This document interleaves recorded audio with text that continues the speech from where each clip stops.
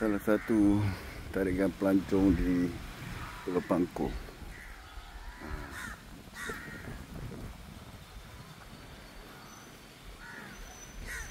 Dia macam apa? Tugu lama. Kita tengok apa yang ada kat situ. Ini saya berehat di Pangkor. Tengok. Oh. Nampak macam tugu lama dah ni.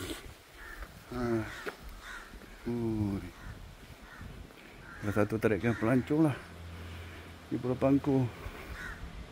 Ini mungkin lubang tembak menembak ke zaman dulu kan. Menarik. 10,000 tahun dah tahu ni. Di dalam ni ada lubang. Okey.